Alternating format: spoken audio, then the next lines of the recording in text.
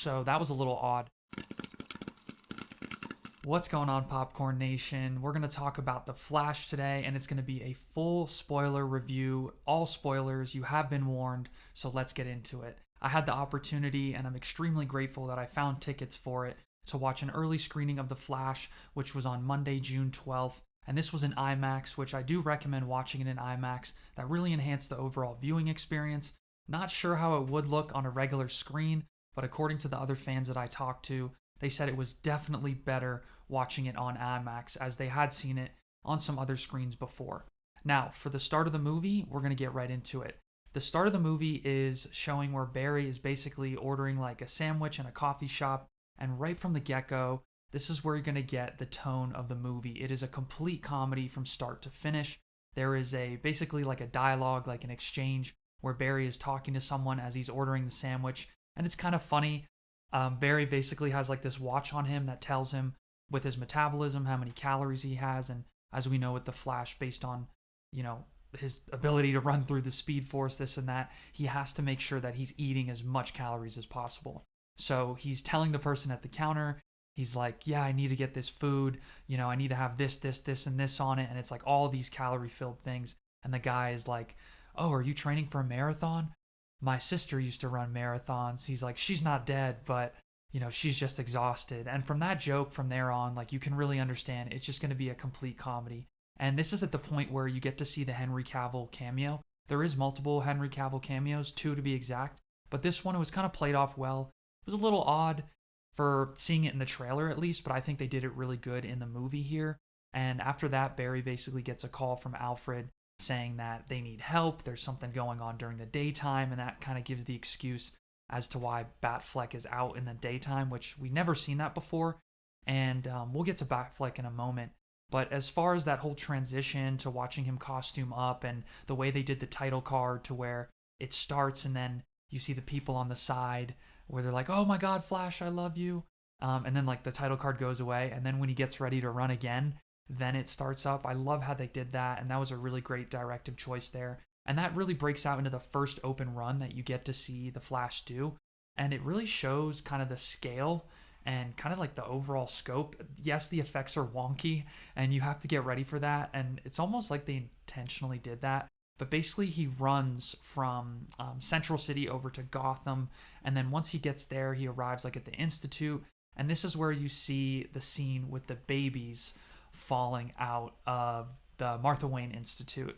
And as far as like the babies, they look terrible. Like, they do not look real at all. They look super rubbery, and I think they did that on purpose because at one point Barry puts a baby in the microwave, and honestly I think if the babies looked real, they might not have been able to do that. So it kind of makes sense why they took that choice. And overall, I think it was a really cool scene, and there's some great humor there. Like when he's going to save the babies, he starts to see that his watch is like, it's like dwindling, and the Speed Force around him is kind of speeding up. Like he's not able to control it as much as he normally could. So with that being said, he sees like a vending machine, and it looks like he's gonna go save the baby, but instead he breaks out a candy bar and just demolishes it and like all this other food, and then everything slows down again. So that was a really cool directive choice. I think that was really neat. But again, it's just like you see the CGI is just not good, and I understand that they told people who saw it at Comic-Con and some of the other showings that, oh, it's unfinished, and that might have just been a load of bull crap. And it's unfortunate, and I understand. I know people that are graphic artists, and rendering out images, especially on that scope, it's not easy, and there's so many pixels and everything like to like compress it out. So I understand. It's already like achieving that is a really cool feature, but I don't know, the CGI does take you out a bit.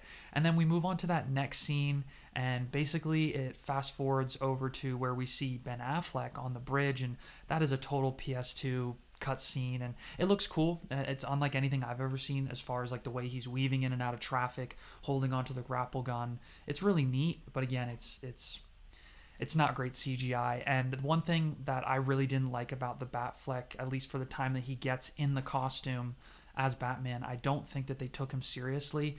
And as he's saved by Wonder Woman, as he's hanging over a bridge, he's wrapped up in the lasso of truth. And it's just the things that he's saying, it's just really not funny. And to see him like crack a smile and everything under the suit, it just doesn't seem like Batman. And that's kind of my biggest gripe. And a lot of people, would say that this is kind of a continuation of Justice League opposed to Zack Snyder's Justice League. And I mean, it's very apparent because the comedy and the way that Batfleck is treated. I mean, the suit looks cool. I like the suit. And, the action was definitely cool as well, but it was just a big CGI fest. And Gal Gadot is in there, or Gal Gadot is in there for, I don't know, no more than like 20, 30 seconds. It's so quick in and out. But it was really cool to see. And in comparison to like her Shazam 2 cameo, it was way shorter. And she looks a lot older. I mean, she looks great, but she looks a lot older in the Shazam 2 cameo. So I'm assuming that this cameo for The Flash was shot maybe like 2 years ago. And just an in and out for her. But definitely, I think she was on the set there. It didn't seem like it was something where they made her stand in and then they filled it in later. So it was still neat to see her. They had the Amazonian music in the background, but very quick cameo. And then that brings you over to probably my least favorite scene, where Barry gets to the crime lab and he's running late and he's talking to his boss. And there's these two characters. They're basically friends of Barry at the Crime Institute, and one of them is named Albert, played by Rudy, and the other one is named Patty.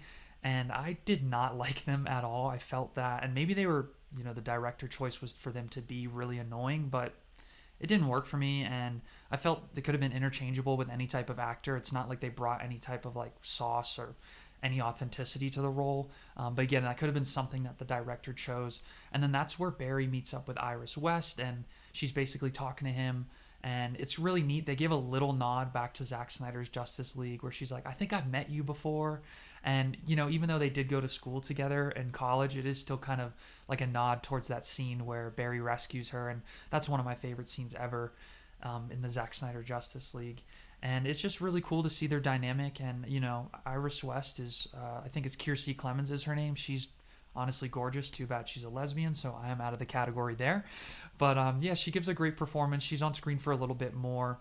But then after that, Barry gets home and he's talking to his dad on the phone, and he's basically analyzing the camera footage of the time where his dad is at the grocery store getting the tomato cans. And unfortunately, even with the enhanced footage from Bruce Wayne, they're not able to make a clear distinction of the alibi because he never looks up at the camera. And that's kind of like a shot to the heart for sure, like, because you definitely want Barry's dad to be free, obviously, if you're a big fan of the character. And it's really neat how they kind of fix that near the end. But then after that, it's basically showing like a montage of where Ezra is essentially kind of having like a flashback and reflecting and sitting in on the moment of the day that the events unfolded. And that's kind of a big flaw in the film. Obviously, if you know the Flash, the whole Flashpoint story, it's all about the Reverse Flash, but they don't allude to that at all. There's no indication of who it was. You just see the mother with a knife in her stomach. And I understand, like, maybe based on the rating, but even then, it makes no sense why they didn't give any type of explanation or have anyone really fill in and be the Reverse Flash, considering all the CGI in the film. Doesn't make sense why they didn't try anything. So that was a little odd.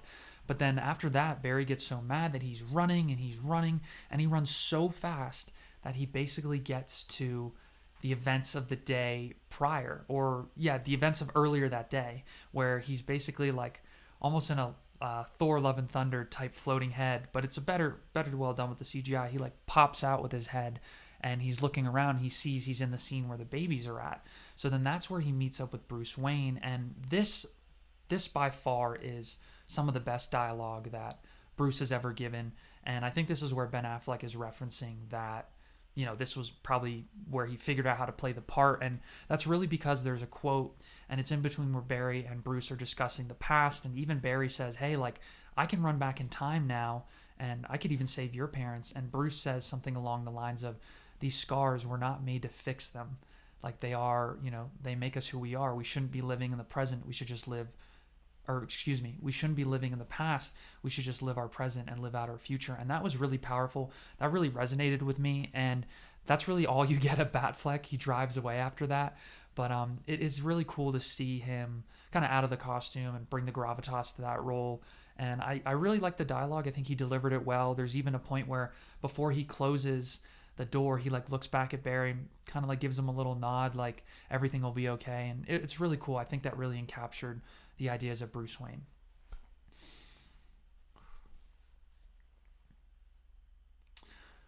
And then after that is when it looks like, I don't know how Iris West got, oh.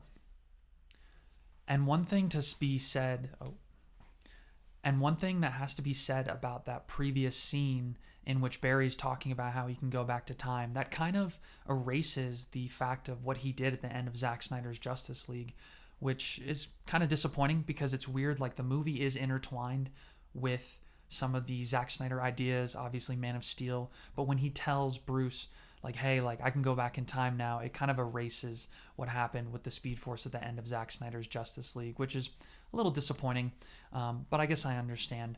And then the scene after that is where Iris West comes to Barry's apartment, and this is where some of the best comedy is. I mean, personally, in my opinion.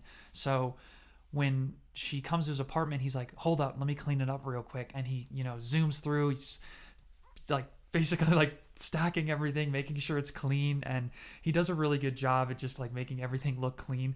And it's hilarious because as soon as she comes in, right away she's like, wow, like I expect this to be a little bit more messier, like this is impressive. And he's like, yeah. And then he like puts his hand up on the wall and like something opens up and all this crap just falls out. And that was so funny. And that's definitely where the audience started really loving all the laughs and everything. And she asks him like for something to drink. He opens up his fridge, there's absolutely nothing in there, no refreshments, nothing. And then basically he like phases through the wall and gets beers from the other side. And then obviously they're shaking beers, so when he opens it, it pops and goes all over him. And that was hilarious. That was a really good joke too. And then as they're kind of talking about everything and really figuring out what to do with the case, because obviously she's a journalist working on it, he starts coming kind of the fruition of how he's going to figure it out and basically how he can go back in time without messing anything up and make sure there's no consequences. And then ta-da, he'll figure it out. And then it's a little odd because he's kind of alluding to the fact that he is the Flash in this moment. And obviously we understand as the audience that she already knows this, but it is a really cute moment because he's trying to like not give it away that he is. He's like, oh my God, I can do this, this, this, and this. He's like, thank you. And obviously in her head, she's like, okay, he's definitely the Flash at this point. And I love how he leaves the apartment and when he closes the door, something else opens up and all this crap falls out. So that's really funny. And so this is where, at this point, where basically he runs into the Speed Force where it brings up like this Coliseum. We're just going to call it the Orb Coliseum, to where, and this is where all the CGI, to me, it just really takes you out of the film. And again, I respect the fact of how long it probably takes to render, and there's so many in this Coliseum. It's just like, you see like things from the past, right? And like one tier, and then it's in the other tier, the other tier, the other tier. So it's constantly compiling, and it's a lot of stuff going on. So I understand how this took a while to render out. But when he's running in the Speed Force, he starts seeing stuff from his past and other things like that. And it's just odd to me that if they had actors like the dad and the mom, why did they CG them? Why didn't they just film them and then put them in there? Because it really just does not look good. Again, it's, you got to give props to the VFX team for being able to come up with these ideas and bring them on the big screen, but it just does not look good. And at this point, this is where Barry runs back. He is able to understand how if he moves the tomato cans into the mom's cart, then the dad doesn't need to go back and have to, be out of place when the person does come, aka the Reverse Flash, and kill the mother. So it's a heartfelt moment, and it's really cute. He puts the tomatoes in the shopping cart, and he's like, "Don't forget the tomatoes, Mom." And it was really cute. I enjoyed that. And then when he runs back, he's back in the Coliseum again, and there's a lot of time spent in this Orb Coliseum. Like, at least, especially in the third act, there was a lot of time spent there. And again, that's just kind of where the movie, it just becomes a CGI fest. And so as he's currently running back after trying to fix everything, he runs into basically, I guess we could say, the main antagonist of the film, but not really. It's the Dark Flash, and he's like darting through trying to get to Barry, and then Barry like tumbles out and falls into another universe. And then there's some other good humor here where Barry is obviously in his Flash suit and he shows up at his old home, and there's this old couple, like elderly couple, walking on the sidewalk, and he basically speeds to get one of like the grandma's top and then the grandpa's like long pants. So that was kind of a funny scene, and he's like wearing this like this pink, basically like this like pink sweater, and everyone in the crowd was loving that too, so that was neat. And then he gets to his home and he sees his mom, he sees his dad, and it's a really touching moment, and he hugs his mom and he's like, I love you, Mom. And obviously, you know, to her, like, she's like, okay, like, I love you too, but he hasn't seen her in years, hasn't been able to touch her. So the heartfelt moments here really hit, and I was a big fan of it. And this is where the movie, and we're still in the first half here, the movie kind of takes this turn a bit, and you get introduced to the younger Barry. Now, personally, I felt it worked for me. I can understand how some audiences might not enjoy it and just think he's way too overzealous and way too annoying, but personally, I was a big fan of him. And the opening scene where you see him, like, you're introduced to him, because they're like, oh, because he's eating at the table with his family, and they're like, oh, you came home early. He's like, early? And then he started asking about school. He's like, school? And then he darts to the right, and he sees outside in the window the younger Barry, who's just like jamming out to some tunes. And like, when you get introduced to that and you see that first on screen, it just captures the whole aesthetic of what this type of character is going to be. And I loved it. I felt it was really good. And I don't think they try to make him like he was a stoner, but they try to allude to that a bit. And there's like lines where he's like, mad trippy, dude, like stuff like that. And I felt that really landed. I think it did a good job overall, especially like that freshman year aesthetic, you know, where you're first year, you don't even really know who you are. You're just kind of out there having fun. And it's at this point where they start interacting, and you know, he's not really taking it seriously, and obviously the older Barry cannot explain, you know, why he's here, what he did, why he changed the tomatoes, this and that, because that would obviously be too much of a shock for the younger Barry, and he doesn't want to throw anything off in the course of time. So after that, this is where basically Barry understands, after he sees a storm, that this is the day that he got struck by lightning, and this is where he got his powers. So they have to make it there in time. They have to get to the crime lab exactly at the same moment with the chemicals lined up and the same position and everything to make sure that he can get struck again to regain his powers. Now, I really enjoyed seeing it in the first trailer where they show, you know, the slow-mo of getting hit by the lightning, but in the movie, they try to make it funny, and I didn't really enjoy that, and I think that kind of took away from the epic moment that it was. And even the score in the background was kind of a little like corny, and it's after when he gets struck through the back and then the younger Barry gets hit that older Barry loses his tooth, and that's kind of a joke that keeps going on, and I didn't think that was necessary either. And even like when they're getting hit by the lightning, the younger Barry, and again, it's part of his aesthetic, but he's like, yo, like it's just, I felt it took away from the seriousness of the moment. But then after that is probably one of the funniest sequences. So, and I didn't mention this either, when they get into the crime lab, there's probably the best use of CGI, and that's where the phasing, you know, where the Flash is able to go through different surfaces. They show when he's holding on the younger Barry, he's like, we're going to go through this wall. He's like, okay. And they show like a zoom in of the molecules breaking into one another, and that was really neat, and honestly probably the coolest use of CGI. And then it it cuts right back out to where you see younger Barry and older Barry coming through the wall. So that was a cool transition there. And it's after when they get struck by lightning that Barry is trying to say, like, we got to run out of here, or we got to phase through the wall again. And everyone's made fun of Ezra's running, and you see him like, he's like trying to run, he's like gearing up and everything, and when he starts running, he's like flailing his arms. It's so silly, and everyone in the crowd was cracking up. That was probably my favorite moment. And after that, basically, like, he understands. He says, like, oh shit, like, I'm slow. And that was also another really funny moment. And at that point, the younger Barry doesn't know that he has the powers yet. He's like all slumped out because he just got struck by lightning. And they basically are able to get out. And then when they get back to the house, younger Barry starts realizing he's got to get his metabolism up. He's eating old broccoli, you know, taking peanut butter to the face. It was really funny. And then after that, he understands he has powers. And here's where I kind of wasn't a fan of this either. This is where that Marvel humor really comes in. And he basically starts like running around the city, and like he's, you know, obviously without the type of suit on, he starts burning up. and he goes full nude. And I mean, I don't know. I just didn't think it was necessary. I don't think they needed to show all of that. And, I understand it's kind of like childish humor, but it's kind of played out a little bit too much. And then there's a point where he gets back to the apartment and he puts on like a robe, and then he tries to phase, and he shoots through the floor below him. And then the neighbor's like, "What are you doing?" And that also was kind of a little immature. It was funny. It got some good reactions, but a little immature. So then at that point, it's the next morning where they understand that they have to really figure out how to get younger Barry, like both of them are doing this together, how to get younger Barry, on track, make sure he understands how to get in the suit, because at this point, younger Barry is the only one that has powers.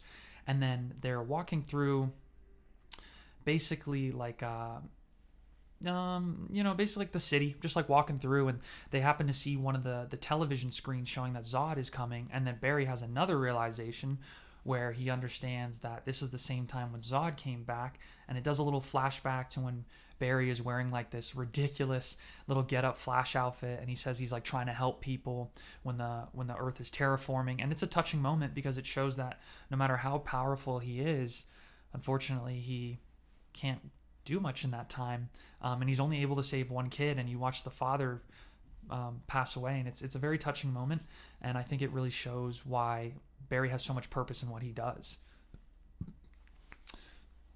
And then so after that, they understand that they need to figure something out. Like they have to find the metahumans. So there's a funny joke with Aquaman where he calls up basically the Curry residence, like the Curry household, and the dad answers, and he's like, and Barry's like, "Hey, like, is your wife the Queen of Atlantis?" And he turns around, and it's like honestly some like slob of a woman on the couch, and it's really funny. And he's like, "Is Arthur there?" And he's like, "You mean my dog?" So he's like, "Okay, Arthur Curry, Aquaman is not real."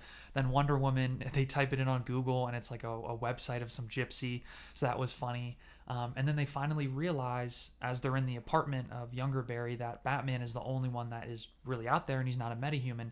And thankfully, the people who played earlier, who were like his friends in the crime lab, they're in this alternate universe, so they're kind of like slouchy, like slump people, and they have some funny jokes. And one of them is like in the background playing the piano, getting suspenseful, and then the other one is like burping, drinking a soda, and like, "I'm Batman," and it's like it's really funny. I think it kind of made up for what they were doing earlier, but again, it plays into the overall tone of the comedy and kind of just the childish humor and the punchlines. And then after that, this is kind of where the movie does pick up a bit. I did really enjoy the first half of the film. It's the Flash movie, so it makes sense why Ezra's going to be in that and kind of have the center role. But once Keaton comes back, and I mean, I'm a big 89 fan and Returns, it's a spitting image of the mansion. And like, you see the kitchen, you see the main room, you see the room in 89 where Knox and oh my goodness, I can't remember her name right now. Whatever, the mom from 8 Mile, right? Vicky Vale, that's who she plays. Vicky Vale and Knox are in that room with like the samurai warriors and the statues. It's like a spitting image of that, and when they're walking through, it's just so cool. And I expected a little bit more people to kind of be invested with that and get some more cheers, reactions from the crowds. But honestly, it wasn't until he said the line, like, "You want to get nuts? Let's get nuts." And then like where the like there wasn't too much like cheering going on other than me. Like I was clapping, I was loving it. And so that's when they meet Bruce. He's disheveled. He's got this long beard. You can't even focus on him. Like for the first few scenes you see him in, they're not showing any face. And it was really neat because after that, and this is better than any multiverse movie that I've seen, he breaks down how it works by using like two spaghetti strands. And he shows that when you create a past and a present and how the future changes, it doesn't divert like this, it intersects. So it's like on one end is the past, the other end is the future. So he's now in like a cross section, if that makes sense. And then after that, he dumps out a whole bowl of spaghetti and he's like, "This is the multiverse. You see so many strands, but nothing is going to be linear or the same." And I think that was the best way to really explain it overall.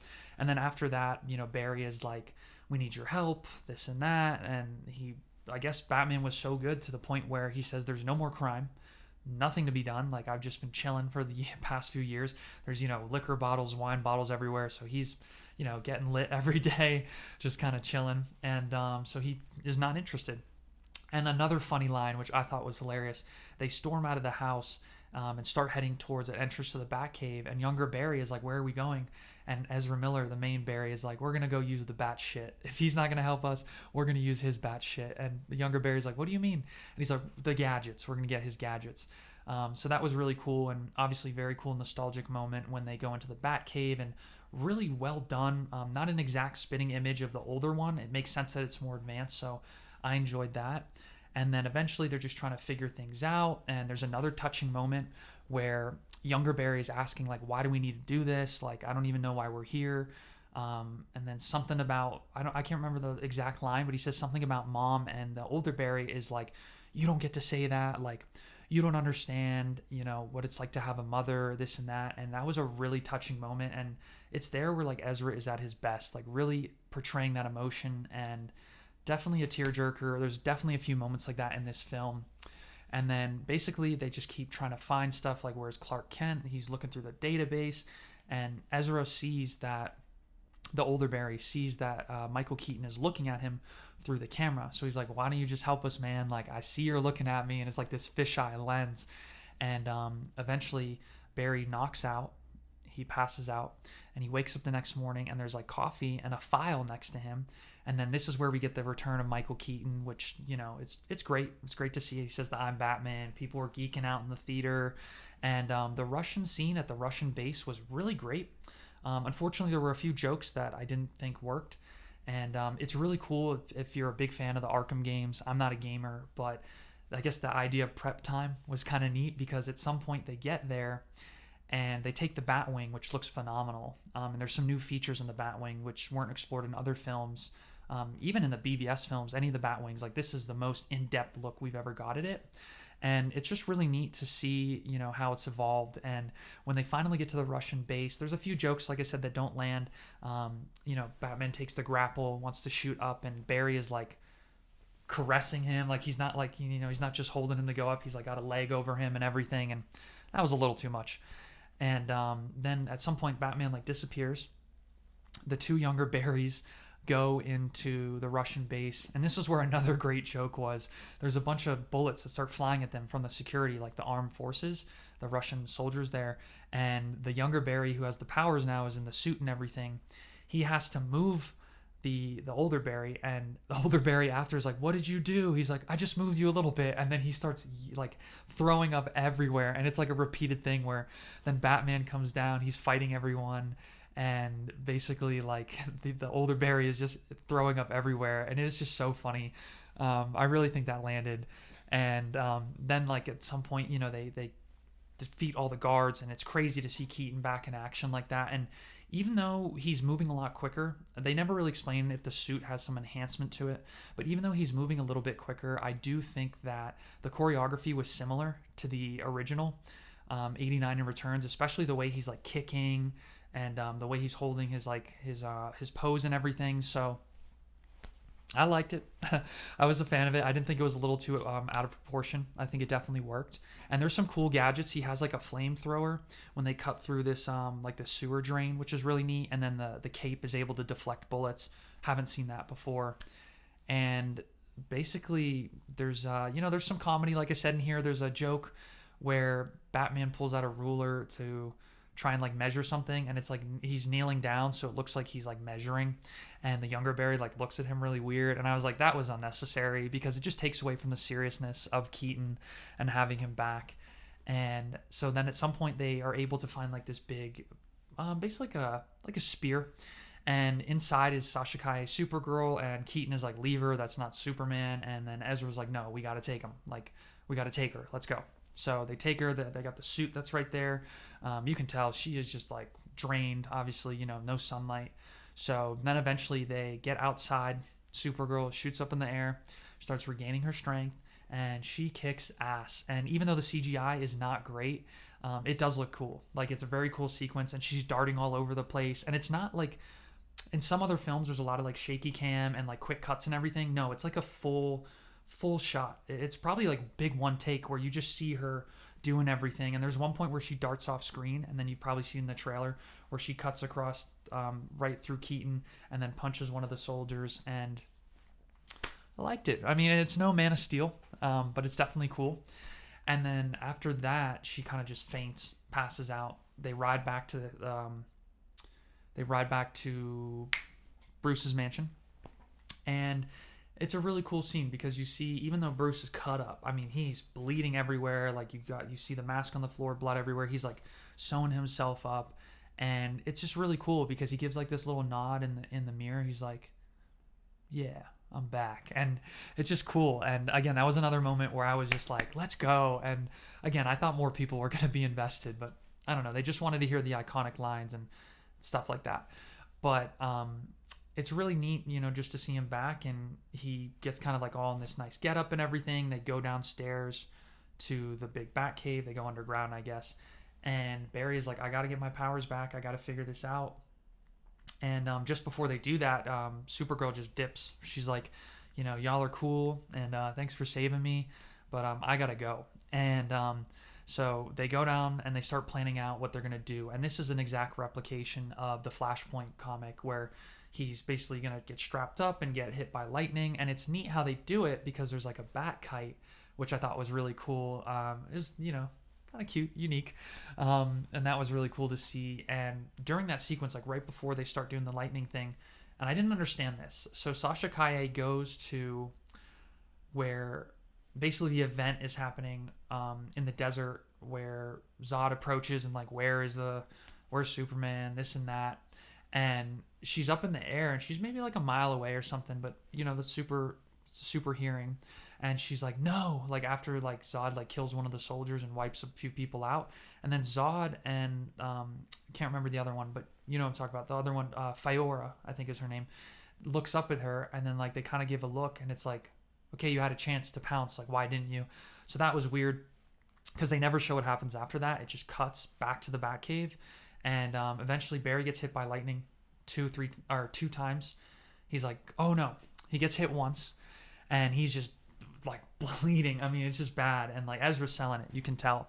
And basically younger Barry's like, no, don't do it again. And then Keaton tries again, and he's like, it's fried, we can't. So then Supergirl comes out of nowhere, which is super random, doesn't really explain why, but I guess I understand. And she flies him up into the clouds, and this CGI looked pretty cool. It looked good. Nothing spectacular, but it looked good. He gets hit by lightning again. They bring him down, and younger Barry is like, what happened? Like, he's not, nothing's healing. He's super beat up. And then it's cool because I think most people might have interpreted that the lightning eventually hit and like kind of like took effect, but younger Barry like touches him, and there's like this spark. And then after that, he like comes alive, and it's just really neat. And it's a super touching moment. And I think at that point, you see how younger Barry has a lot more admiration for the older Ezra Miller, to see everything he's going through after he kind of did this to himself, but he understands he has to make things right. And then Supergirl basically says like, yo, like I'm here to help y'all. And you see the whole montage of the new, the basically homemade Flash suit from the Batman Returns suit. And that's really neat. And then there's kind of this joke where there's a lot of dick jokes in this film, and I was not too fond of it. There's one that lands, but other than that, it's not it. And then he's basically showing older Barry the new suit. He's like, what do you think? And he's like, puts his leg up. He's like, not too tight in the crotch area. And I'm like, all right, this is not necessary. So then after that, this is where the third act comes together, and it really feels crammed. It's really crammed. And, the runtime of the movie, it's not like it should have been longer, but it just is very crammed. And I understand, like, they did a good job. The pacing overall is great. But yeah, it just seems crammed. And thankfully, you'll see on Twitter, a lot of people were talking about how the CGI was bad in the desert scene, but it looks a lot better on the big screen. And so basically, they get in the Batwing, and this is where you see some really unique stuff with the Batwing, where it basically like rotates. So like the wings rotate around the cockpit, and that's really neat, and that's unlike anything we've seen. And obviously, it being so advanced, they can do that. But my biggest gripe with the scenes going out to battle is where it doesn't look like they did the stand-in for both of the Ezras or the people who played him. It's just full CGI face, like deep fake technology, and it does not look good. It really took me out of the film. It was so bad, like so bad, to the point where it just looked like a mouth moving. It was not good. But so then they land in the battle. They get there. They kind of just figure out like we need to slow things down so Supergirl can get to Zod. And the action scenes here are great. I loved it. And there's one joke about the Emperor, like the Sith, where the younger Barry is like, how can I electrocute people? And he's like, just figure out a way to like pulse it. And he's like, all right, I'm gonna do like an Emperor style. And he's like doing this, and he's like blasting people. And there's a cool rock soundtrack, like an iconic song. And it's a good scene, you know. Again, it just feels a little bit rushed, but basically it's at this point where Supergirl dies, Michael Keaton dies, and they try to figure out, like, the two Barrys are like, we got to fix this. They run back in time. They try to fix it. Same thing happens again. It looks like one of them survives and then one of them doesn't. And there's a funny scene where Keaton is like going to his like ship's going down, and he's about to like blast into a ship, like a Kryptonian ship, and like Barry's like, nope, that one has shields. He's like, Roger that, and he like evades it. And I was laughing at that. The kid next to me too. We were cracking up. That was really funny, just the way that the delivery, the dialogue.